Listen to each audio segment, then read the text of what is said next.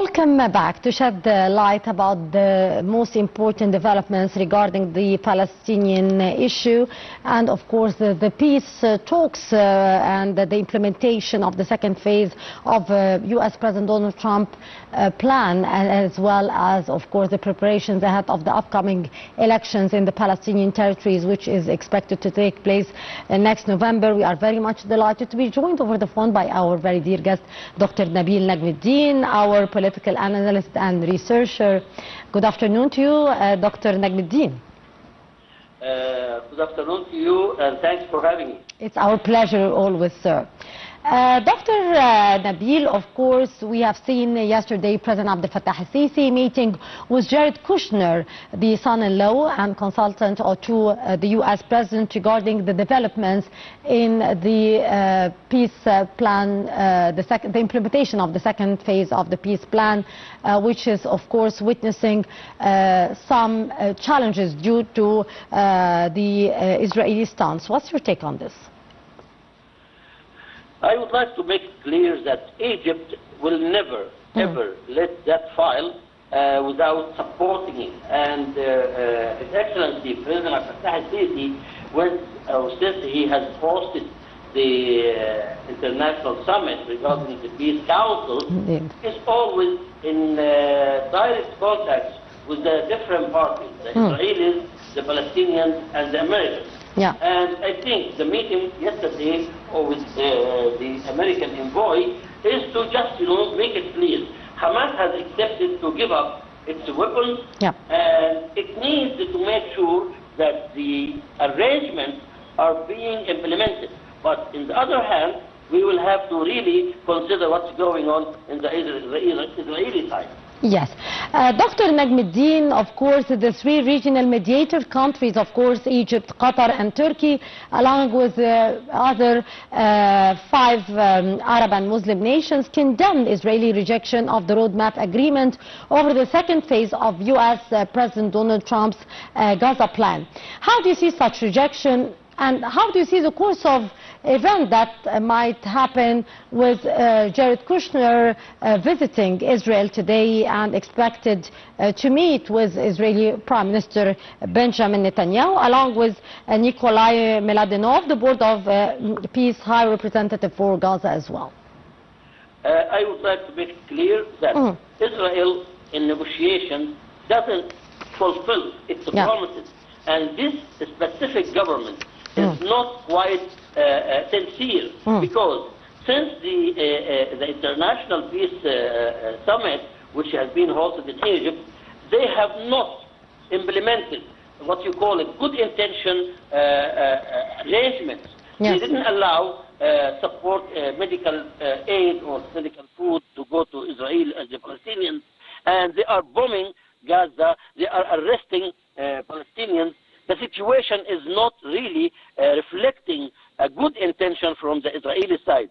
Now, we have to talk very clearly. America should exercise sort of pressure on this cabinet, led by the criminal Prime Minister Benjamin Netanyahu, to tell him, listen, you cannot just keep disrespecting the international law. You cannot keep disrespecting the Peace Council arrangements, because by the end of the day, the Palestinians have got nothing to lose. Yes. Dr. Negm, before moving on to, of course, the preparations ahead of the Palestinian elections, to what extent the current rigidity of the Israeli government is reflected by and affected rather by the upcoming elections in Israel and the midterm elections in the United States as well? What are the implications of these elections on the decisions or the stance by the Israeli government? Actually, I thank you very much for this question, because this criminal Prime Minister, who is wanted by the International Criminal Court, is heading for that election and trying to send a message. Listen, we are above of all of them. Israel is going to do what it takes to make sure that its security is guaranteed. This guy is not caring about international law. He's not caring about the United Nations Charter. He doesn't respect even his ally, Donald Trump, President Donald Trump, and he is just looking for that election. He wants to be re-elected. But I can tell you clearly, his chances are very slim, because what is he doing is affecting and damaging the interests of the Israeli people. And I'll tell you again, I am not sure that he's going to win this election. Otherwise, the Israeli voters are not aware of their real national interests. Yes. Sir, moving on to the preparations ahead of the upcoming Palestinian elections, which is expected to take place next November. What is the significance of these elections for the Palestinian people, while Israeli officials are rejecting the Palestinian statehood? This Legislative Council election, which is supposedly to be conducted by the 28th of next November, is really surrounded by a lot of challenges. First of all, Palestinian challenges. Second, Israeli occupation challenges. Third one is the regional and international support.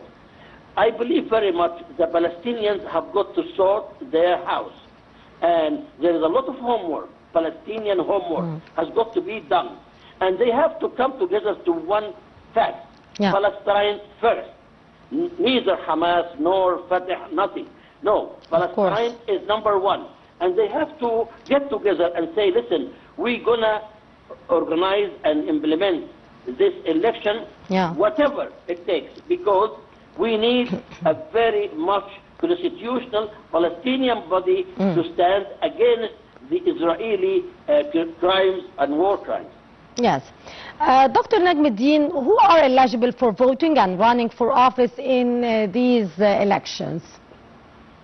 Obviously, there's almost about 2.5 million Palestinians are eligible to vote. But the problem is the Israeli settlers and the Israeli criminal cabinet and the Israeli criminal defense forces or army forces, they are all arresting, terrorizing, cutting the electricity. They are not behaving according to the international law. Of course. What they are doing is to destroy this world, Palestine. They don't want to hear it. They don't want to hear any Palestinian establishment. So it is a great challenge, but I believe very much the Palestinian national figures should come together and get over these crimes and challenges of Israel. Yes. Dr. Negm, the upcoming elections in November 2026 will be held for the first time since 2006. We are talking about a decade, 10 years. Why it was not held during the last 20 years? And of course, rather not 10 years, 20 years. And of course, what are your expectations for this election, which will be taking place in the Palestinian territories after this very long period of time? It hasn't been organized since about 10 years from now, because the short-term policies and selfishness and divide among the Palestinians. Those three reasons are really destroying the Palestinian constitutional vote and voice.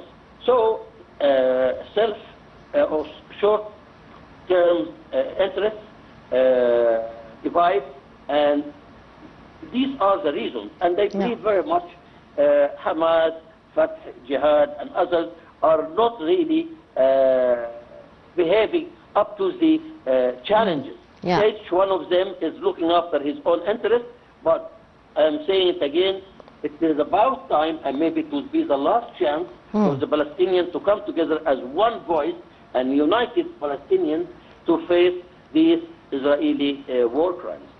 Yes, of course, Dr. Negm, this election is coming amid a very turbulent situation in the Palestinian territories. We are seeing, of course, the situation in the Gaza Strip with a very dire humanitarian situation in the enclave.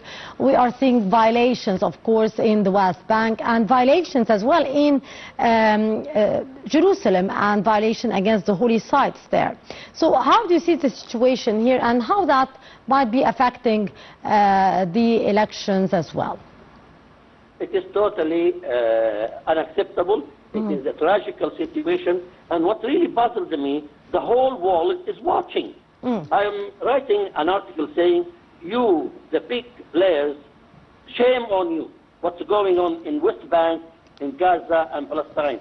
Shame on those 5 permanent members of the Security Council to watch all these atrocities and war crimes committed against civilians.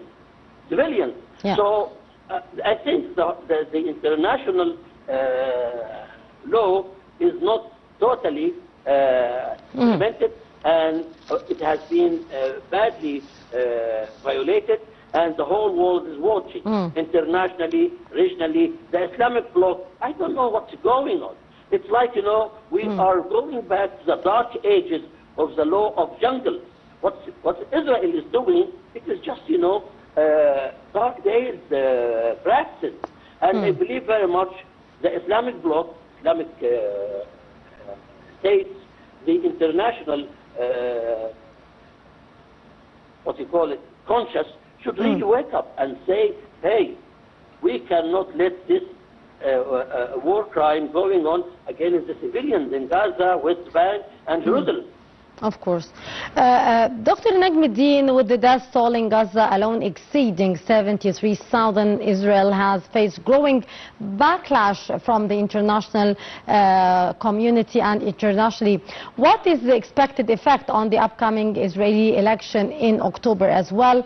And of course, are we going to witness here till October a real movement and a change in the Israeli stance regarding accepting, of course, the implementation of the second phase from the peace plan of the U.S. President with Jared Kushner and, of course, many other officials in the region in order to try to pressure Israel in order to, of course, accept the implementation of the second phase? I'll make it very clear and very simple. There is only 2 options. The first option is to re-elect this criminal wanted prime minister, and then Israel is really getting closer to the doomsday. I'm going to repeat it again.